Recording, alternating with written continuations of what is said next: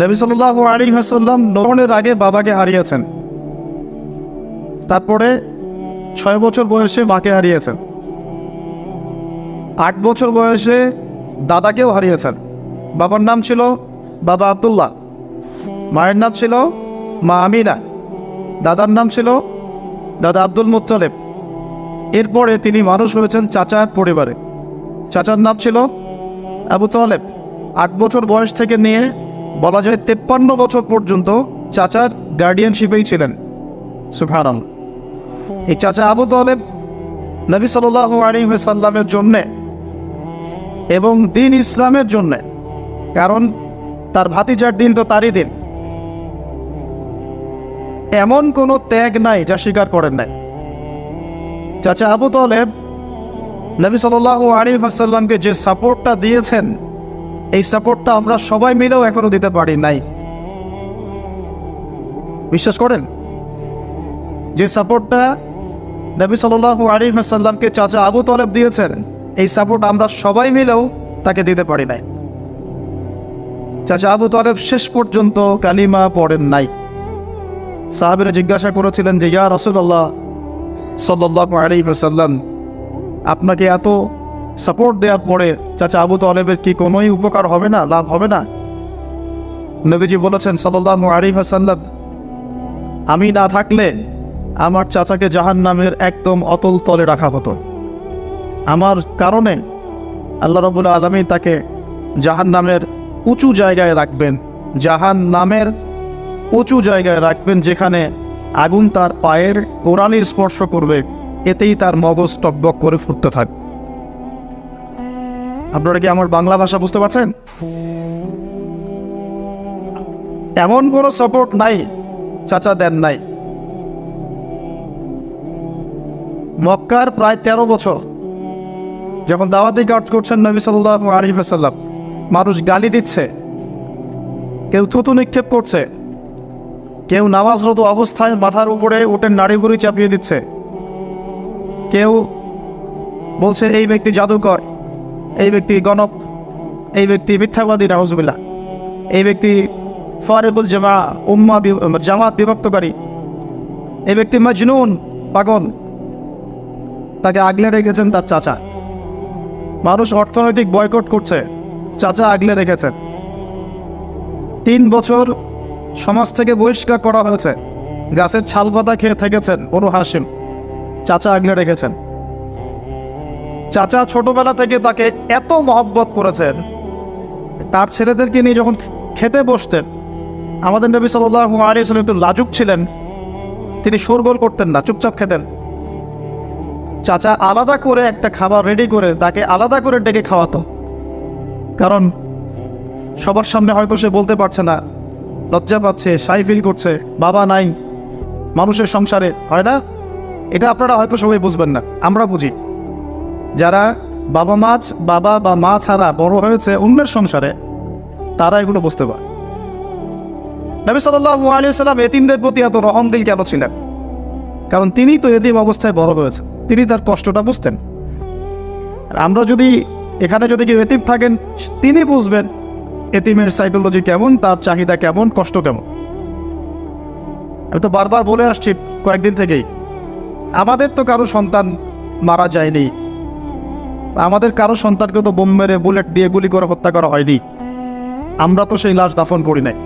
তাহলে আমরা কিভাবে প্যালেস্টাইনের মাজলুম ভাইদের আর্তনাদ আমাদের কান পর্যন্ত পৌঁছাবে? কিভাবে পৌঁছাবে না, পৌঁছালেও কলব পর্যন্ত পৌঁছাবে না।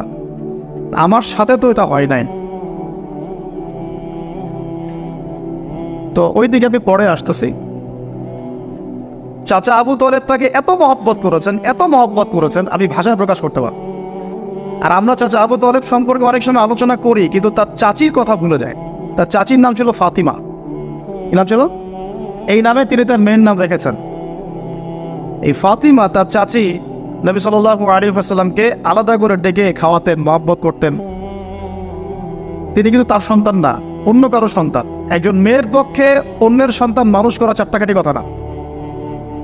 সতীনের সন্তানই সহ্য করতে পারে না, আর অন্য মানুষের সন্তান নিজের মতো করে মানুষ করা একটা মেয়ের পক্ষে এত সহজও না। তো এই কাজটা চাচি করেছেন। আমি একটা জায়গায় আসতে চাচ্ছি, এত কিছু করার পরেও, সমাজের মানুষের অত্যাচার নির্যাতন সব থেকে ভাতিজাকে প্রোটেক্ট করার পরেও শেষমেশ তিনি কালিমা লা ইলাহা ইল্লাল্লাহ সাক্ষ্য দেন নাই। শেষ মুহূর্তে নবী সাল্লাল্লাহু আলাইহি ওয়াসাল্লাম বারবার বলছিলেন, হে চাচা, খালি কালিমা পড়েন, আমি আপনার জন্য আল্লাহর কাছে সুপারিশ করব। বারবার জিজ্ঞাসা করা হচ্ছে, চাচা আপনি কালিমাটা পড়েন, আমি আপনার জন্য আল্লাহর কাছে সুপারিশ করব। শেষমেশ তিনি বলেছেন যে না, আমি আব্দুল মুত্তালিবের ধর্মের উপরে থাকলাম, নাউজুবিল্লাহ। সারা জীবন সাপোর্ট দেওয়ার পরে কালিমা পড়ে মুসলিম না হওয়ার ফলশ্রুতিতে আল্লাহর নবীজি বলছেন আল্লাহ পাক তাকে জাহান্নামের উঁচু স্থানে রাখবেন। আমরা যারা মুসলমান, মুসলিম পরিবারে জন্মগ্রহণ করেছি, আমরা বা আমাদের মধ্যে বেশিরভাগ মানুষ এখনও এই নিয়ামতের শুকরিয়া আদায় করতে পারি নাই যে আল্লাহ পাক আমাদেরকে মুসলমান পরিবারে জন্ম দিয়েছে, কালিমা পড়ার তৌফিক দিয়েছে। আমরা সহজে যা পেয়ে যাই তার মূল্য বুঝি না। আল্লাহ পাক যে আল্লাহ পাক কি আমাকে জিজ্ঞাসা করেছিলেন যে আবু তো আদনান, তোমাকে মুসলিম বানাবো না অমুসলিম বানাবো? আপনাকে কি আল্লাহ পাক জিজ্ঞাসা করেছেন, হে আব্দুর রহমান, তোমাকে মুসলিম বানাবো না অমুসলিম বানাবো, তুমি কি চাও? আল্লাহ পাক আমাদেরকে জিজ্ঞাসা করেন নাই। নিজ অনুগ্রহে আল্লাহ পাক আমাদেরকে মুসলিম পরিবারে জন্ম দিয়েছেন। তো সেই মুসলিম পরিবারের মানুষ এখন কালিমা লা ইলাহা ইল্লাল্লাহের সঠিক মর্মও জানে না, তাওহীদও জানে না, শিরকও চিনে না, ইমানের রোকনগুলোও বোঝে না, ইমানের মূলনীতিও বোঝে না, ইমান ভঙ্গের কারণও বোঝে না, কোনো কোনো ক্ষেত্রে ওযু গোসলের মাসলা মাসাইলও জানে না, নামাজ পড়ার ফরজ ওয়াজিব সুন্নাত মুস্তাহাব বোঝে না, নামাজ পড়েও না। মাশাআল্লাহ, জুমার দিনে নামাজ পড়তে আসে অনেকেই, ঈদের দিনে প্রথম দেখা যায়, আর জানাজার নামাজের প্রথম দেখা যায়। আর দেখা যায় যারা এরকম নামাজ কালাম পড়ে না, তাদের জানাজা আবার 3-4 বার হয়। নামাজগুলো মনে বাকি শোধ করে পড়ে, রোজা রাখে না, যাকাত তো মাশাআল্লাহ প্রায় উঠে গেছে বললেই চলে সমাজ থেকে। বাংলাদেশের ধনিক শ্রেণীরা যদি যাকাত দিত, 10টা পদ্মা সেতু বানানো যায়। বিশ্বাস করতেছেন না? ধনীরা যদি সত্যি সত্যি যাকাত দিত, যাকাতের টাকা পদ্মা সেতুতে দেওয়া যাবে কিনা সেটাও একটা মাসালা আর কি। আমি একটা এক্সাম্পল দিলাম আর কি। যাকাতের টাকা তো ওইটা করা যাবে কিনা এটা তো একটা মাসালা, তাই না? যাকাতের খাত তো 8টা, ইন্নামা সাদাকাতু লিল ফুকারা ওয়াল মাসাকিন ওয়াল আমিলিনা আলাইহা ওয়াল মুআল্লাফাতি কুলুব ওয়া ফির রিকাব ওয়া ফি সাবিলিল্লাহ, এরকম কয়েকটা খাত আছে। তা আমি একটা এক্সাম্পল দিলাম, যদি বাংলার মানুষ ধনিক শ্রেণী ঠিকঠাক যাকাত দিত, বিশ্বাস করেন সমাজে আপনি দরিদ্র মানুষ খুঁজে পেতেন। যাকাত ভিত্তিক অর্থনীতি চালু আপনি করতে পারবেন না, রাষ্ট্রীয়ভাবে পারবেন না। তবে কেন পারবেন না? কারণ প্রত্যেকটা রাষ্ট্রের উপর জাতিসংঘের নিয়ন্ত্রণ আছে। আমি ভাই খোলামেলা কথা বলার মানুষ, যদি কারো পছন্দ না হয় কিছু করার নাই, আমাকে বলতে হবে।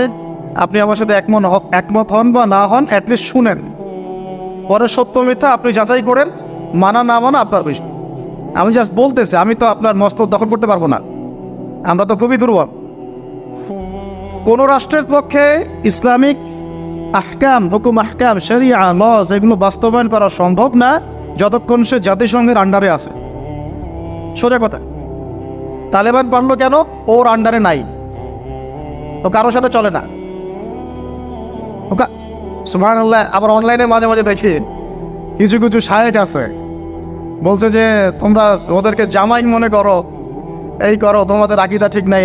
তালেবানদেরকে যে পজিটিভ ভাবে দেখে সেও নাকি মুনাফিক। কি বুঝলেন? যারা বিগত 20 বছর ধরে কুফরদের সাথে সশস্ত্র জিহাদ করলো, তারা হচ্ছে মুনাফিক। কি সুবহানাল্লাহ করবেন নাকি? যারা বিগত 1 বছর 2 বছর না, 20টা বছর ধরে খেয়ে না খেয়ে নিজেদের সামর্থ্য অনুযায়ী জালেমদের বিরুদ্ধে যার যা ছিল তাই নিয়ে দাঁড়িয়ে গেছে, যুদ্ধ করতে করতে করতে করতে বলা হয় যে প্রত্যেক 5টা বাড়িতে একটা করে শহীদ আছে। 5টা বাড়িতে একটা করে শহীদ আছে, 10টা বাড়িতে কারো পা নাই, কারো হাত নাই। 20 বছর কি কম সময় নাকি? অগণিত বোম্বিং হয়েছে পাকিস্তানের মাটি ব্যবহার করে, যখন পারভেজ মোশাররফ ক্ষমতায় ছিল। ওই জায়গাটাকে সে বেস ক্যাম্প করে দিয়েছিল, যে আমেরিকান বিমান এখান থেকে ফ্লাই করবে, ওখানে বোম ফেলবে। আমাদের মুসলিম ভাই, ঠিক আছে? ওই যে আল্লামা ইকবাল একটা কথা বলেছেন, তুজ জৈসা দোস্ত হো তো দুশ্মন কি ক্যা জরুরত। তোর মতো বন্ধু থাকলে আর শত্রুর কি দরকার। এটা আমরাও ফিল করি এই দাওয়াতের মাঠে কাজ করতে গিয়ে, তুজ জৈসা দোস্ত হো তো দুশ্মন কি ক্যা জরুরত। তো যাই হোক, তো এরকম 20 বছর যারা একটা জালেম সভ্যতার বিরুদ্ধে যুদ্ধ করেছে, ওরা হয়ে গেছে এখন মুনাফিক, আর এরা হয়ে গেল এখন সহি আকীদার মানুষ। তাহলে যে সহি আকীদার এই কথা বলা হচ্ছে, এটা যে কত বড় ভুল আকীদা সেটা বোঝার কি আর বাকি আছে? উম্মার ক্রান্তি লগ্নেই ইমানদার আর মুনাফিক চেনা যায়। যখন উম্মার একটা সংকট চলে, তখন আপনি চিনতে পারবেন কারা ইমানদার কারা মুনাফিক। ভালো অবস্থায় আপনি বুঝতে পারবেন না, সব স্বাভাবিক আছে মনে করেন। এখন আপনি বুঝতে পারবেন না আসলেই কে ইমানদার কে মুনাফিক। উম্মার উপর কোনো বাধা বিপত্তি আসলে তখন বুঝতে পারবেন যে আসলেই কে ইসলামের পক্ষে আছে, কে ইসলামের বিপক্ষে আছে, আর কে ভিতরে ঢুকে ঢুকে শয়তানি করতেছে। আমাদের আলোচনার টপিক এইটা না, টপিকে আসতেছি। আমি একটা কথা বলতে চাচ্ছিলাম যে আল্লাহ পাক যে আমাদেরকে জিজ্ঞাসা না করেই মুসলিম পরিবারে জন্ম দিয়েছেন, এই নেয়ামতের শুকরিয়া আমরা আদায় করতে পারবো না। যদি সারা জীবন সেজদায় পড়ে থাকি, এখন থেকে নিয়ে আমরা শুধু তাওহীদের অনুসারী হয়েছি, এই কৃতজ্ঞতাই আমরা আদায় করতে পারবো। আমরা দিনের জন্য কিছুই করি নাই, আমাদের দ্বারা ইসলামের বড় বড় খেদমত হয়েছে এমন না। আবু তালেব একা যা করেছেন, আমার মতো 100 জন আবু তালেব তা করতে পারে নাই, পারবে না। এটাই সত্য কথা। আবু তালেব কোন অবস্থায় করেছেন? যখন চতুর্দিক থেকে আল্লাহর নবীকে সবাই ছিছি করছে, গালিগালাজ করছে, হত্যার পর্যন্ত চেষ্টা করছে। পুরো সমাজ একদিকে, আবু তালেব একাই একদিকে। তার কাছে প্রস্তাব দেওয়া হয়েছে, তোমার ভাতিজাকে আমাদের হাতে তুলে দাও, নাহলে আমরা ব্যবস্থা নেব। সে বলছে, আমি আমার ভাতিজাকে তোমাদের হাতে তুলে দিব না যতদিন না আমার দেহ মাটির তলে না যাচ্ছে। হ্যাঁ, তিনি নবীজিকে গিয়ে বলছেন, তা আমার বৃদ্ধ কাঁধের উপর এত বোঝা দিও না ভাতিজা, আমার বয়স হয়ে গেছে, ওরা তোমাকে বলছে তুমি দাওয়াতটা ছেড়ে দাও। নবীজি বলছেন, আমার ডান হাতে যদি চাঁদ এনে দেওয়া হয়, বাম হাতে সূর্য এনে দেওয়া হয়, চাচা আমি এই দাওয়াত ছাড়তে পারবো না। হয় আমি এই পথে দাওয়াত দিতে দিতে আমার এই দিন বিজয়ী হবে, না হলে আমি হালাক হয়ে যাব। তখন কি হলো? তখন তিনি বললেন যে ওরা তোমার দিকে আসতে পারবে না দলে দলে, যতক্ষণ না আমি আবু তালেব দাফন হচ্ছি মাটির তলে। কথা বুঝতে পারছেন? এখন মূল কথাটা হচ্ছে, আমরা যারা মুসলিম পরিবারে জন্মগ্রহণ করেছি, এরপরেও আমরা তাওহীদের জ্ঞান অর্জন করছি না, শিরক থেকে দূরে থাকছি না, নামাজ পড়ছি না 5 ওয়াক্ত ফরজ নামাজ, যাকাত দিচ্ছি না, সওম রাখছি না, প্রোটেস্ট্যান্ট মুসলিম হয়েছি, Protestant version of Islam follow করছি, ইসলামের দাওয়াতের কাজ করছি না, দিনের বিজয়ের কোনো ফিকির করছি না। সত্যি কথা বলতে আমাদের দুনিয়াতে থাকার চেয়ে না থাকাই ভালো। আমরা এখন গরু ছাগল। বিশ্বাস করেন আমার কথা, আল্লাহ পাক এই শব্দই বলেছেন সূরা আরাফের সম্ভবত 189 নম্বর আয়াত, 189। ওয়ালাকাদ বা'দা আউযু বিল্লাহি মিনাশ শাইতানির রাজিম ওয়ালাকাদ যারাকনা লিজাহান্নামা কাসীরাম মিনাল জিন্নি ওয়াল ইনস। আল্লাহ পাক বলছেন, আমি প্রচুর জিন আর মানুষকে দিয়ে জাহান্নাম পূর্ণ করব। বলি নাউযুবিল্লাহ। লাহুম কুলুবুন, কেন পূর্ণ করব? তাদের কি অপরাধ ছিল? কি অপরাধে করব? লাহুম কুলুবুন, তাদেরকে কলব দিয়েছিলাম, লা ইয়াফকাহুনা বিহা, বোঝার চেষ্টা করে নাই। ওয়া লাহুম আযানুন, কান দিয়েছিলাম, লা ইয়াসমাউনা বিহা, শোনে নাই। ওয়া লাহুম আ'য়ুনুন, চোখ দিয়েছিলাম, লা ইউবসিরুনা বিহা, চোখ দিয়ে দেখে নাই। কলব দিয়ে উপলব্ধি করে নাই, কান দিয়ে বলেন শোনে নাই, চোখ দিয়ে দেখে নাই। উলাইকা কাল আনআম, এরা ছিল আনআমের মতো। আনআম কি? আনআম মানে গবাদি পশু, ক্যাটলস, গবাদি পশু। শুধু তাই না, বালহুম আদল, বরং এর চেয়েও নিকৃষ্ট ছিল। গবাদি পশুকে যে দায়িত্ব দেওয়া হয়েছে ও সেটা পালন করে। প্রত্যেক প্রাণীকে যে দায়িত্ব দেওয়া হয়েছে সেই দায়িত্ব তারা পালন করে কি না? না হলে আমরা এত বড় বড় বড় প্রাণীর সাথে কিভাবে পেরে উঠতাম? একটা গরু নির্দ্বিধায় জীবনকে সঁপে দিচ্ছে, বিদ্রোহ করছে না, করছে? তো আল্লাহ পাক এই কথা বলছেন, উলাইকা কাল আনআম, তারা হচ্ছে গবাদি পশুর মতো, বাল হুম আদাল, বরং তার চেয়ে নিকৃষ্ট। কারা? উপলব্ধি করে না, দেখে না, শোনে না। এখন আমাকে উত্তর দেন দেখি, আমাদের মধ্যে এখানে কোন ব্যক্তি আছেন যে চোখে দেখেন না, কানে শোনেন না, উপলব্ধি করেন না? আমরা সবাই চোখে দেখি। এই চোখে দেখি কি না? দেখতে পাচ্ছেন তো আপনি? কানে শুনতে পাচ্ছেন কি না? তাহলে আল্লাহ পাক কোন চোখের কথা বলছেন আর কোন কানের কথা বলছেন যেগুলো অন্ধ? বলেন। নিঃসন্দেহে অন্য একটা চোখ আছে, আরেকটা কান আছে, আরেকটা চোখ আছে, কান আছে, এটা কোথায়? কলবে। তাহলে আবু জেহেল আল্লাহ নবীকে চিনতে পারছে না, আবু বকর রাদিয়াল্লাহু আনহু চিনতে পারছেন, তাহলে দুজনের তো বাইরের চোখ একই। কোন চোখ তাহলে অন্ধ আবু জেহেলের, যে কারণে আবু জেহেল আল্লাহ নবীকে চিনতে পারল না? বলেন। এখন বলেন, মুসলমান পরিবারে জন্ম নেওয়ার পরে আমরা যারা নামাজ পড়ি না, যাকাত দেই না, রোজা রাখি না, সামর্থ্য হয়েছে হজ করি না, জুমার দিনে আসি, ঈদের দিনে আসি, হ্যাঁ, সৎ কাজে আদেশ করি না, অসৎ কাজে নিষেধ করি না, কোরআন তেলাওয়াত করা শিখি না, রাসূলের সুন্নাহ মাফিক জীবন গড়ি না, আর অর্থনীতি রাজনীতিতে গেলাম না, ওটা গেলামই না, বাদ, ওটা তো অনেক বড় স্কেল। তাহলে আমাদের কি চোখ আসলেই আছে, কান আসলেই আছে, কলব কি আসলেই জিন্দা, না সত্যিকার অর্থে আমরা গবাদি পশু হয়ে গেছি? আত্মপর্যালোচনা করতে হয় তো। আত্মপর্যালোচনা, মোরাকাবা মানে হচ্ছে আত্মপর্যালোচনা, নিজেদেরকে নিয়ে ভাবতে হবে তো। এখন আপনি আমাকে উত্তর দেন, যেই মুসলমান নামাজ পড়ে না, রোজা রাখে না, দাওয়াতের কোনো মেহনত নাই, দিন প্রতিষ্ঠার সংগ্রাম নাই, কোরআনও তেলাওয়াত করতে জানে না, আল্লাহর পথে সদকা করে না, তাওহীদের জ্ঞান নাই, শিরকের জ্ঞান নাই, সুন্নতের জ্ঞান নাই, বেদাতের জ্ঞান নাই, ঈমান ভঙ্গের কারণ জানে না, ওযু করার মাসালাও জানে না, তো এই মুসলমান সারা বিশ্বে মার খাবে না তো কারা খাবে? আমাকে বলেন উত্তরটা। আমার জানা নাই, আমি এগুলো বুঝি না, বুঝতে আসছি। আমি অনেক কিছুই বুঝি না, যে আমার বুঝের সাথে অনেক কিছুই মিলে না। আমার বুঝ এইটা যে মার খাবো না তো খাবে কারা, এটা আমার বুঝ। এখনও যে আমরা বসে আছি এখানে খাই নাই, সেটাই তো আল্লাহ পাকের রহমত। অনেক আগেই তো আল্লাহর গজব আসা উচিত ছিল। নামাজ তো আগেই ছেড়ে দিছো তুমি, যাকাত দাও না, রোজা রাখো না, রাসূলের সুন্নাতের কোনো খবরই নাই, প্রতিদিন ক্লিন শেভ করতেছো তুমি, আল্লাহ রাসূলের সুন্নতকে জবাই করতেছো, প্রতিদিন করতেছো,